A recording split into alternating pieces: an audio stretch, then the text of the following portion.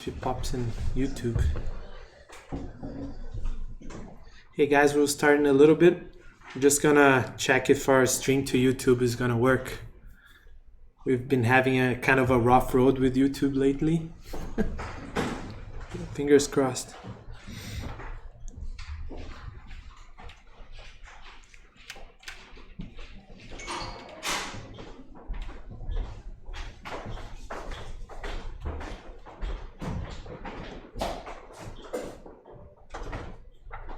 Do you see anything?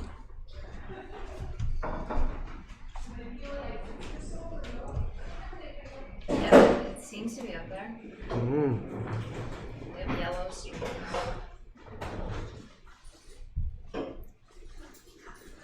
Cool.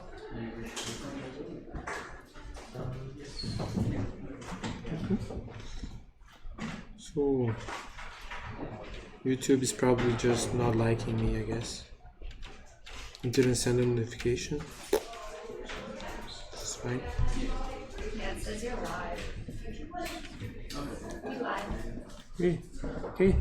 All right. So I guess we can start, guys. 6:30 now. Before I talk about Xamarin Saturday, just like to say that we'll be holding our meetups here at this venue for the foreseeable future.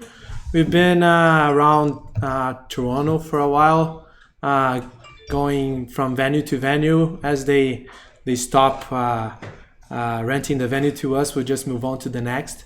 So like since we kind of have a good space over here, it seems that we'll be holding the events over here, which is good.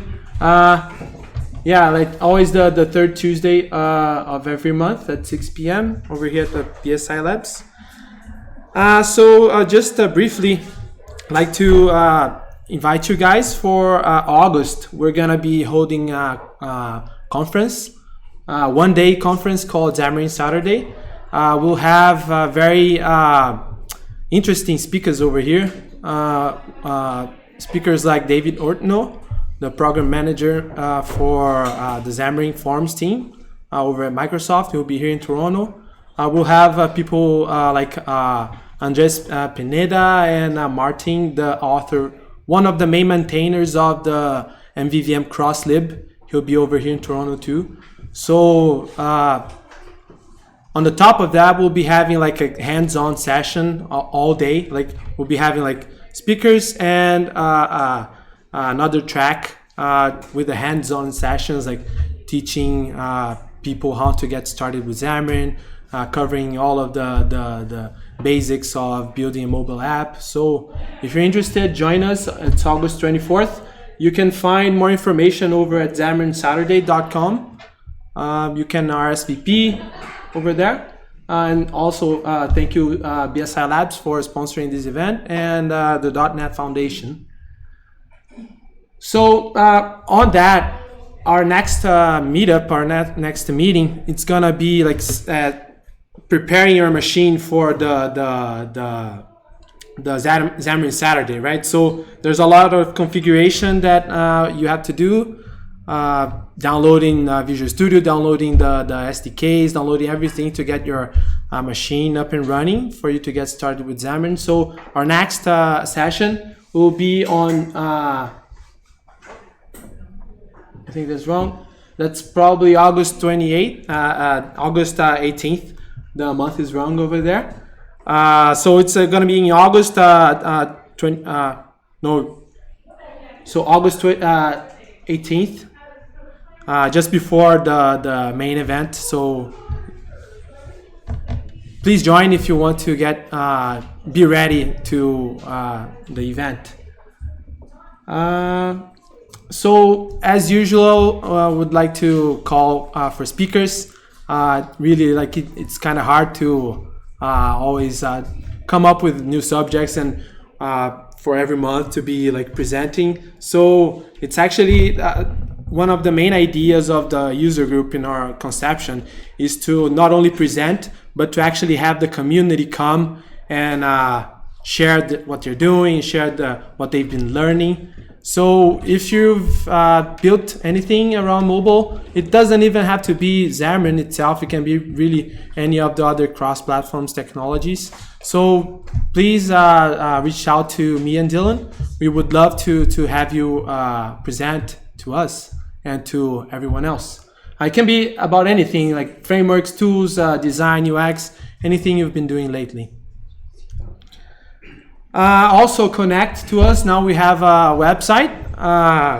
It's pretty basic. I'd say it's the proper website that a mobile dev would build.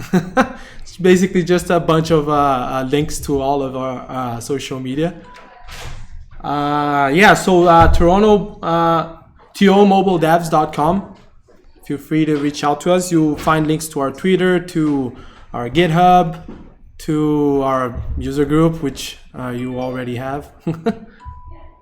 And as usual, thank you again to BSI Labs for sponsoring the event.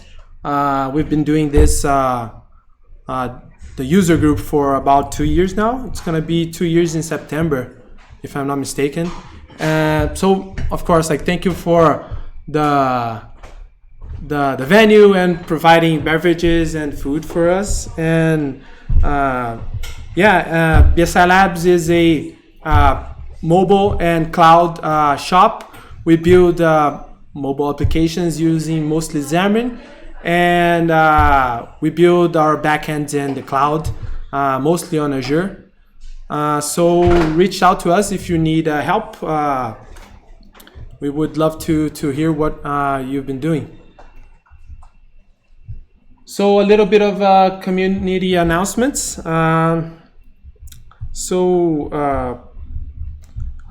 On July 29th, so at the end of this month, there's gonna be the DevTO. So it's basically a meeting as well, like the one we're having here, but they're gonna have actually some pretty major iOS community members, really interesting topics of people that have been building iOS apps for the past 10 years. So bringing a lot of experience and a lot of knowledge to the table. So if you want, just I think we have links for this one. I don't think I have the links here right now at the presentation. I think it's like $10 the ticket to join. So really interesting meeting that is coming up. So we also have not us, but the Microsoft folks have the .NET community stand-up. It's a stream that happens the first Thursday of each month.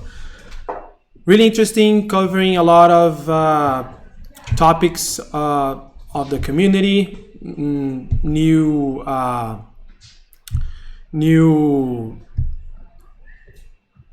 things around the tool set, usually focused on not only mobile development, but also ASP.NET Core and all sorts of other topics. So make sure to check that out. They stream through Twitter, through Twitch and YouTube. So check their website out, their profiles out. So the Xamarin Developer Summit, finally. It's been since 2016, the last time that we had a major convention around Xamarin and mobile development. It was a common agreement during the conference that it was way overdue. We really needed a big event to join and to meet everybody in the community and have and learn really and listen to other people to what they're doing worldwide. And was held in Houston, which is it's kind of funny because I'm originally from Brazil and it gets quite hot there, but I haven't been this hot since I left Brazil. It was outstanding how humid and how hot the weather was in Houston. I was even telling Marcelo that joined us down there that whenever I went outside, I felt like there was somebody like choking me because it was like crazy, right, man? Hair dryer. Yeah, man, it's crazy. So we'll be talking about that. A little bit about me. I'm Daniel John Kauser. I'm a mobile developer. I've been building cool apps for about 4 years now using Xamarin. I'm a Xamarin certified developer. Used to be because they dropped the certification track. So I like to say that I'm I'll have that certification forever because I mean they dropped it. So nobody said that I don't have it anymore. And I'm also like I have a blog called Kauser Exception where I'm always like sharing things that I'm doing and like things that I've been doing with mobile apps, just tools that I've been using. So check it out. You can also find me in Twitter. So twitter.com /Daniel Kauser. You'll find me. So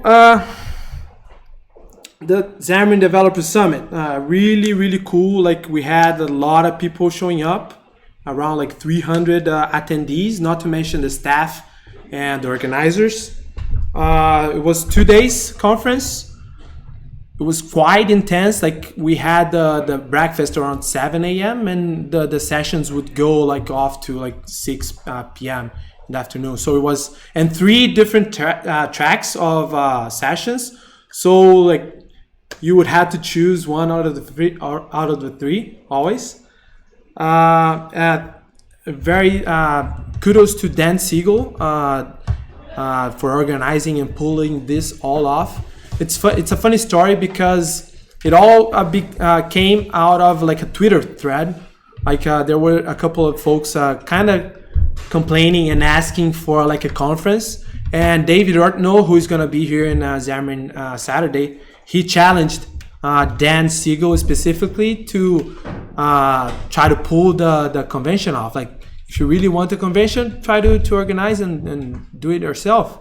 So he did, like, and he actually pulled it quite well. Like, it was awesome. The venue was really nice, and they had a lot of sponsors, which we're gonna mention them as well. Like the sponsors of the conference, we had Uno, Microsoft, of course. Magsoft is a company as well that has been helping a lot with the community conferences lately. Avanti Point, which is Dan Siegel's consultant company, and other companies as well, like Couchbase, GryoKit, Telerik, Samsung. Actually, Samsung was really interesting because I'll be mentioning it, but they just launched Tizen, like their OS is being supported by Xamarin Essentials. So they were there, like they had like the actual developers that worked on the PR to Xamarin Essentials over there, leading like a talk and leading a workshop with Tizen.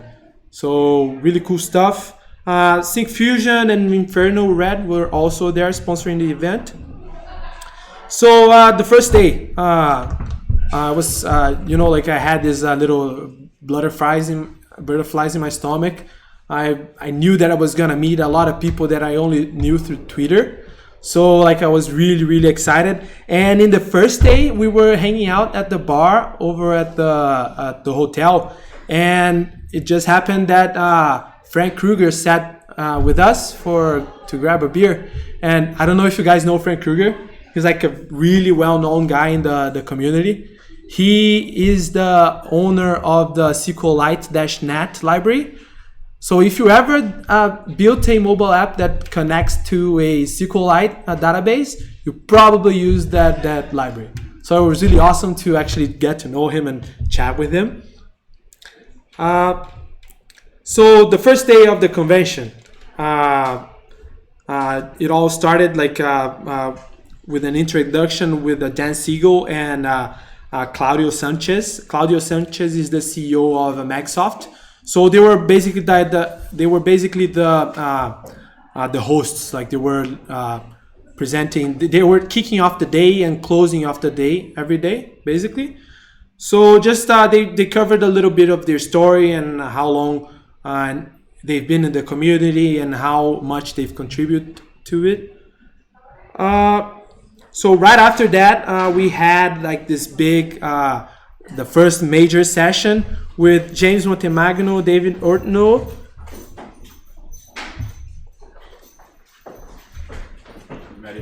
Mary Mayer. Yeah. So they were just covering all of the big announcements. It was quite amazing. It all started with James Montemagno talking about some improvements to the Xamarin Android and how they're trying to make the whole tool much better and keep it 100% native. So the first thing that in my conception was the most interesting one was that they were making the Android app bundles to support as smaller APKs.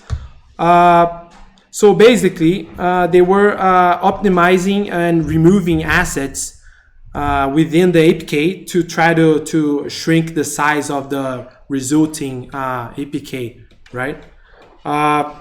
I also mentioned the Android startup performance with something called the profiled AOT. So they, Jonathan Peppers covered it in more depth, but it's basically if they chose the GIT is it's a type of compilation that we have in Android right now. It's called just in time. So what it is that you have your code and it gets translated to assembler as your user makes use of it, right? So as he navigates through your methods and through your app, all of that code gets compiled at that time. So that kind of increases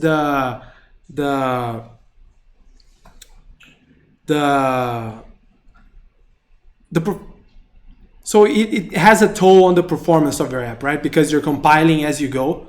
And whereas there's the iOS option, the ahead of time, which actually compiles everything. And as you're using the app, it's all compiled already. So there are a couple of things that you have to consider. The GIT keeps your APK size smaller, while the AOT, so it's the opposite. So the ahead of time, okay, let me,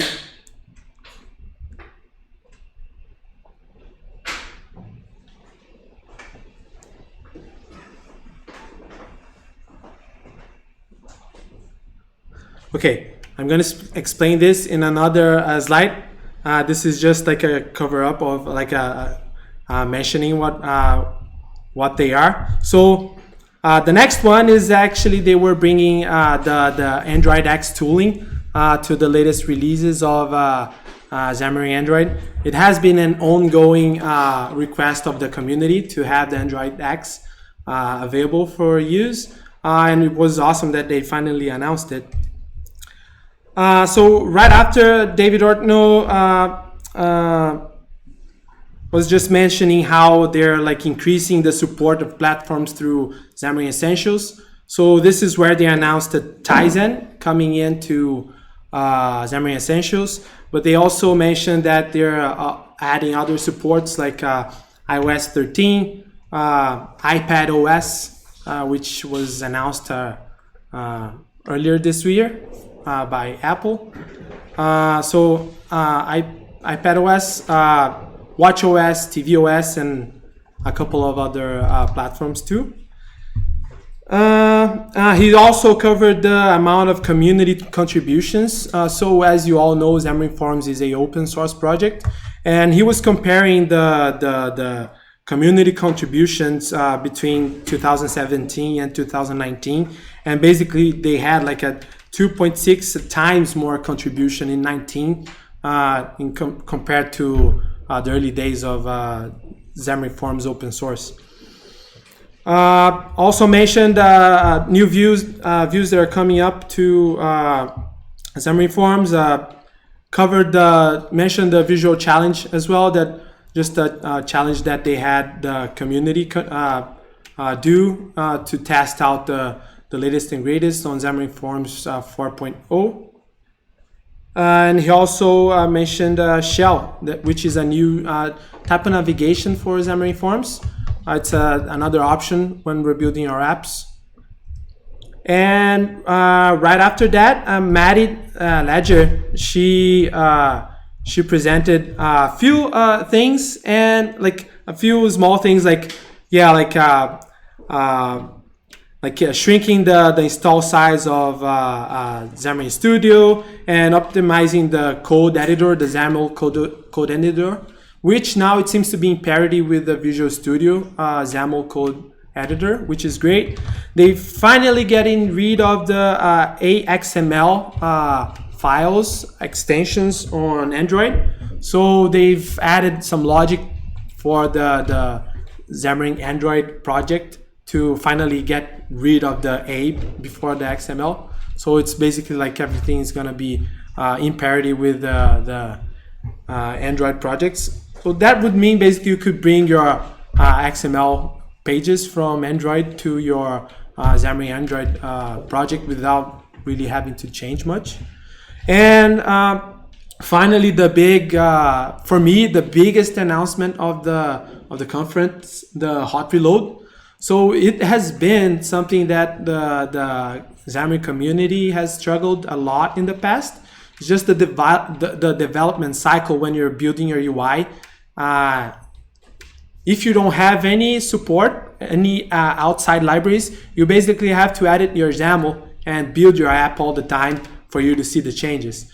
And of course, there were libraries built by the community to support that, library load and other libraries as well.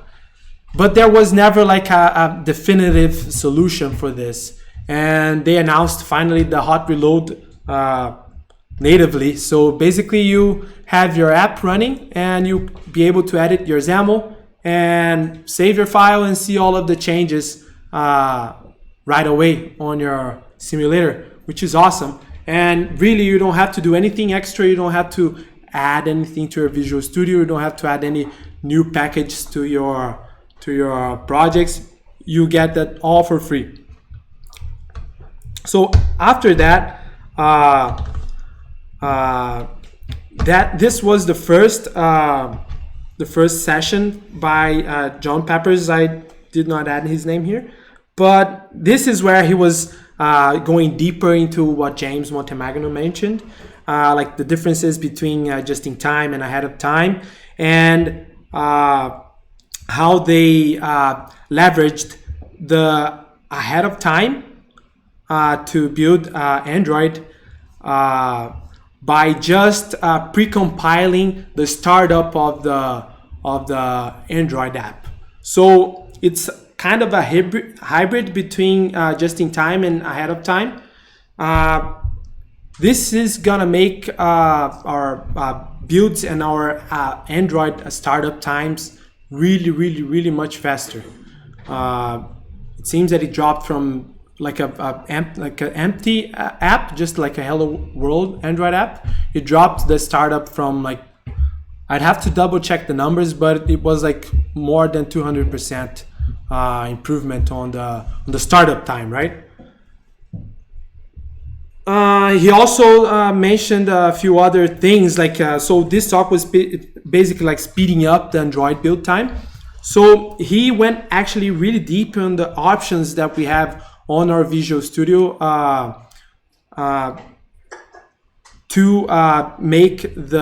to try to shrink the size of the app and try to shrink the amount of things that Android has to deal with on startup. So these are really straightforward things. Really, I'll just pop up my Visual Studio open over here. So this is like just a sample app that I have here. So it's as easy as coming to the options here and hitting the Android build. And really, these are all like these four little things here are what's gonna make your life much better on remembering the release option, right? So these are all Google tools that were introduced, and they basically like it's self-explanatory over here. So the ProGuard,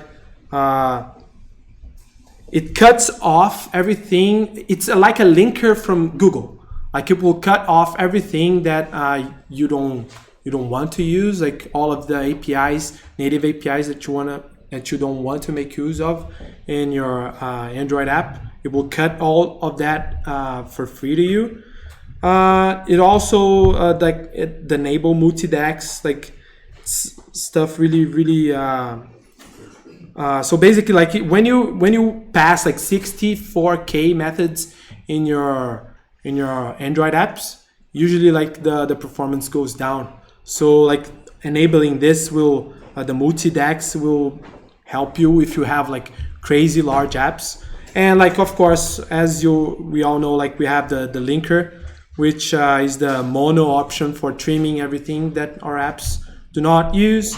And another one that I personally did not know is that whenever you're building like a release Android app, all of the CPU architectures that you really want to support are these two. The other ones are like you don't really want to mess with that. Like even if I'm not mistaken, Google Play even dropped the 64 bits Android apps. They're asking everyone to update them. So really, like whenever you're releasing your app, these are the two architectures that you want to target. So really interesting stuff. Like of course I'll not remember everything that he mentioned, but he went in depth, really like explaining. Like he is part of the Xamarin Android team, right? So he knows everything that he's talking about. He worked on all of this before. And I personally went to this one, so it was interesting. Like I knew about NFC. Were you for the NFC one, Marcelo? No? Was the accessibility one. Cool, yeah, the accessibility one. Yeah, really interesting one too. So I went to this NFC talk by Sean Sparkman. Like he explained like use cases of the technology. Basically, it's like it's a near field communication option that we have on phones nowadays. So you all like probably use Apple Pay and like those applications like that uses NFC, and it was really interesting to see like different usages of this technology and see how it is applied to Xamarin apps. And he also mentioned the differences between both platforms, Android and iOS. Their iOS seems to be quite limited, their API. You're not able to, I think, write to NFC items. You were only able to read. So like it's very limited, but you can still like work with it and have use cases for it. It was funny. It was interesting to learn that there is actually no cross-platform library for the NFC APIs. So it got me thinking that maybe we could join and build a cross-platform for that. I don't know. So he also did like a live demo, like coding and building an NFC app, which was really cool. The next one, I did not attend to this one. I think Dylan did. So this is basically, it was a Swiki Satpathy. She was basically just explaining how to use the POP pattern to build UI tests for Xamarin Forms apps, which was really great. I have some links over here. The POP pattern is interesting because it will help you reuse actions and codes throughout your entire application. So it maximizes the understanding of the app flow and the reuse of methods and UI tests that you have in your app. So really interesting. You should check it out.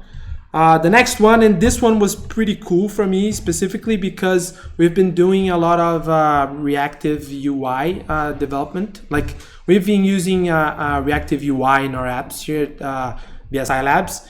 And like we, of course, we like search for like documentation, and we do watch like YouTube videos, and we try to update ourselves. But it's really interesting to see like a guy like Shane Neuville. He's also in the Xamarin Forms teams. He is like a developer on the team, and he the way he explained React, not reactive UI specifically, but the paradigm of reacting, making your app reactive. So the first one was basically saying that everything in a mobile application is a data feed, right? So it was interesting to look at this with this different set of eyes, which you're always dealing with data streams in a sense that your user is typing or you're getting something from the web, and we're always reacting to those events, right? So if the user started typing, we'll have like an event that we sign up for the event, and after the event is done, we have to dispose of that event. So it was interesting to see how this different approach is applied, and how like easy we can get memory leaks if we just sign up for events in our apps. And often you'll see like that as the user uses your app, the memory usage goes up and everything freezes. So it is interesting to see how actually applying React to our apps actually is going to help with that. Like you of course you have to unsubscribe from events, but it makes it simpler, and everything is in one place. You don't have to sign up to events and remove the events on different places from your code. So everything is packaged up together. And like streams of data can be unpredictable. Like you may be reaching to a server, and that connection is killed, or your connection drops. You have to be able to respond to and react to that event. And yeah, really interesting stuff. He also here I have the YouTube link for his entire talk. It was in the first day, so it was like the third session of the main stage. So you definitely have access to that. I suggest you guys check it out. And there was this next one by Matt Sukup. You guys probably are familiar with him. He's also from Microsoft, and he was just covering tips and tricks when to use Azure, and use the proper services in Azure for mobile applications. So he covered security and how storing API keys on Azure Key Vault helps us not have our apps vulnerable or our backends vulnerable. Usually, I've seen it before, people just sending API keys in their compiled app, and that's tricky because those APKs can be easily decompiled, and whoever is able to do that, they have easy access to your secure information. So Azure Key Vault helps you manage that, not storing sensitive information in your app. He also mentioned the App Center Auth. It's basically authorization and authentication for our apps. It uses MSAL and B2C under the covers, but it has a better API for you to use. If you use the Azure MSAL and B2C authentication, you probably have nightmares at night with that. It's really troublesome. And also talked about performance, performance with mobile apps, and data access performance, using Cosmos DB, which is a globally distributed database that is available on Azure for you guys to use. The second day, so it started with the lightning talks. We had Jerome Laban from Uno. Uno is Uno is a different platform. It uses Xamarin under the hood to deploy iOS and Android apps, but the XAML standard that they use is the same as the UWP. So if you guys don't know, like the Xamarin XAML and the UWP XAML are like different standards. So like a lot of the items, like a lot of the resources that you use are different between both. It's almost like writing a different XAML. So Uno has a good approach because it has an appeal to all of the developers that already use UWP and have been using that XAML standard for a while. So he's the CTO of Uno, and they're based off of Montreal, which is in Canada, which is pretty cool. It's like a Canadian company. We had Matthew Robbins showing off Mfractor. It was quite fun because he was just showing off this new feature of Mfractor where you give Mfractor an image and it will create all of the sizes of images that Android and iOS require. So it was pretty interesting. And after that, he had like a 75% discount to buy Mfractor, which was really cool. Then we had PM from Delta Airlines talking about their experiences over at Delta. They mostly use Xamarin and Xamarin Forms to build their apps. And it seems that they have the biggest Xamarin team in North America, like the largest Xamarin team. And we had John Galloway talking about the .NET Foundation, which was cool too. After that, there was a keynote by Donovan Brown. Like, this guy is a showman. He is awesome. Like, he has like a way to present that is. I was taking notes, and I want to be like him someday. And he was just covering like all of the stuff that you can do with Azure DevOps, like from managing Git and your code versioning to creating build and release pipelines, and like really easy to use, and managing your backlogs and everything together in one place. Really cool. After that, like, I went to this presentation by Rob. I'm not gonna try to pronounce his name. So he was basically just leveraging SQL and NoSQL databases as options for mobile apps. Really cool. Like, on top of that, he also mentioned something that I'm quite familiar with, which is building offline apps. And like he works for Couchbase, and Couchbase has a product that does that. It's basically like an offline framework for you to use in Xamarin, which was quite interesting. The only thing that keeps me that lets me down, like that I don't like a lot with all of these frameworks that we have, is that they often are all based on NoSQL only.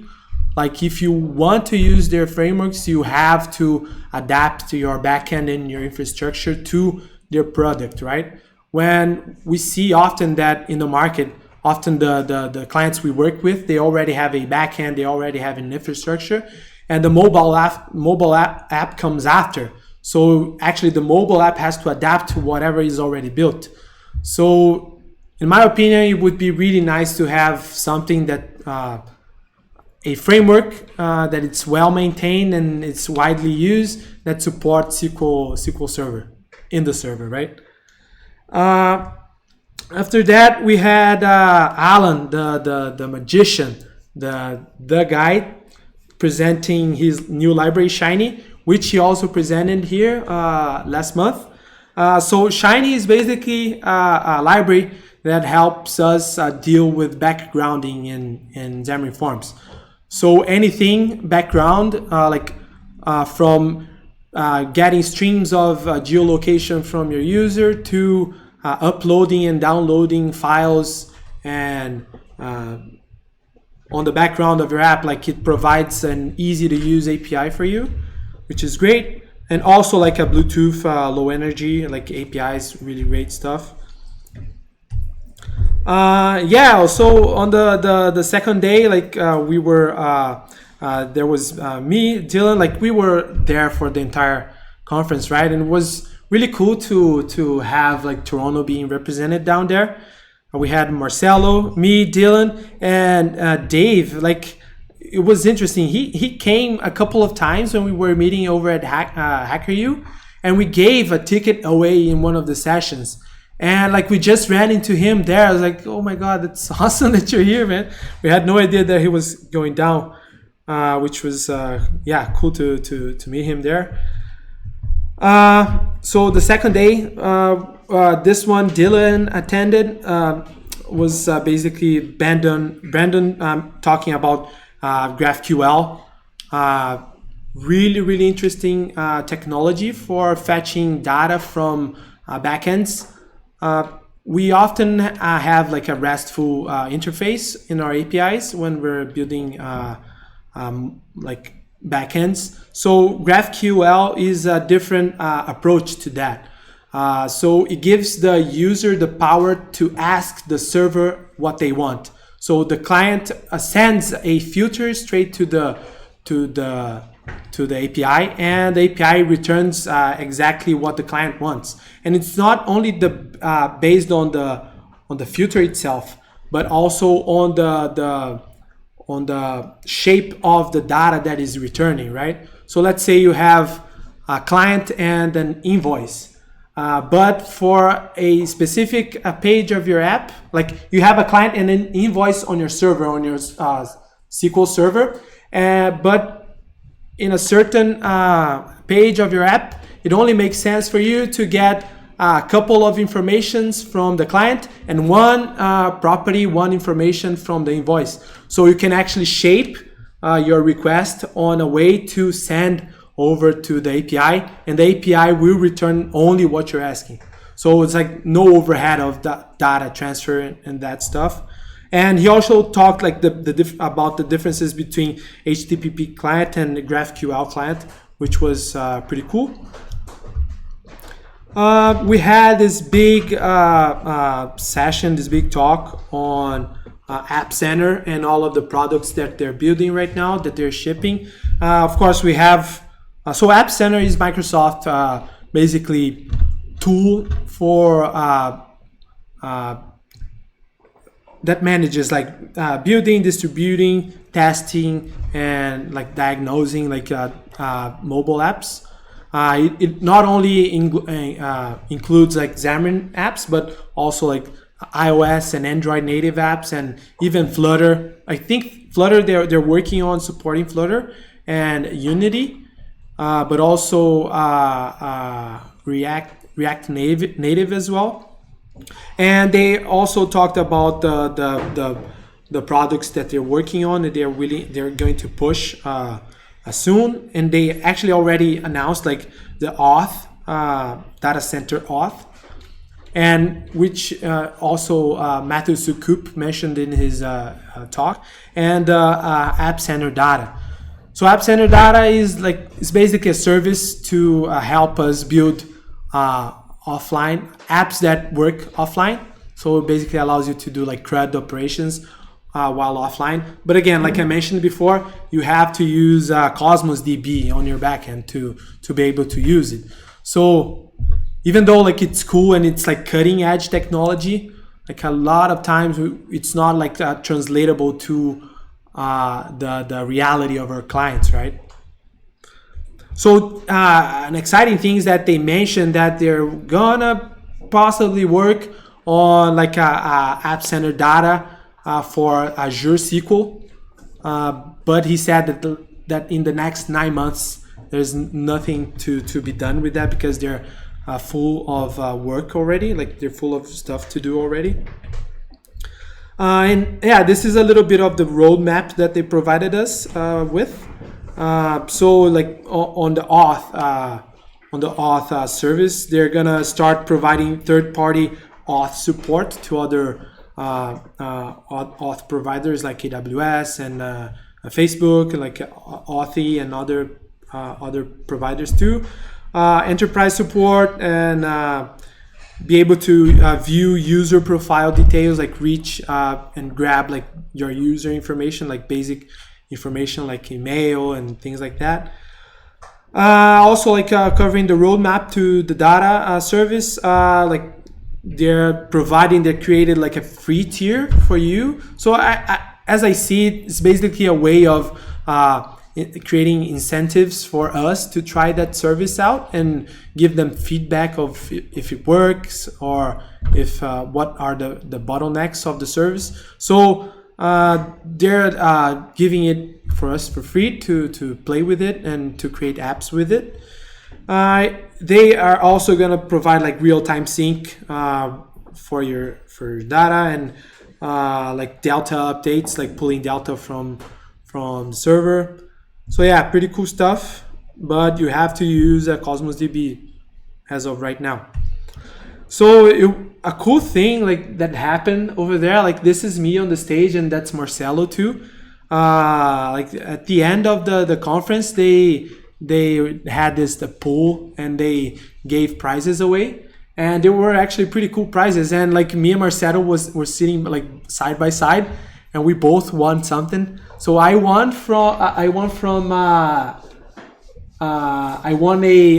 programmable drone. Like I don't know, I've never really even thought of owning a drone in my life, and now I can program one to do whatever I want, I think. So let's see what I can do with it. And Marcelo also won a Nintendo, right? Like a classic Nintendo. So yeah, pretty cool stuff. What was the question? Huh? What was the query? Sorry? What did they ask you? How did you win? How did you win? Nothing. Like yeah, it was a draw. Like they just picked like a random number and pulled out the attendees list. So yeah, it was funny. Like, and it was funny. Like right before I won, I was talking to Dylan that I had no expectations of winning because I really never won any draw in my life like that, and just like that out of the nothing, like walked out with the draw. So yeah, guys, this is pretty much it. Like this is like what I could boil up of our experiences down in Houston. I hope like they have another one. They haven't announced one for next year, but hopefully they'll have, and it should be bigger. Like 300 attendees was quite a lot of people. So yeah, and hopefully we'll get more people from Toronto out there next year. It'd be awesome to have you guys there. So yeah, thank you. So there's still pizza and Coke in the back. So don't yet just leave. Let's talk and connect. All right? Thank you.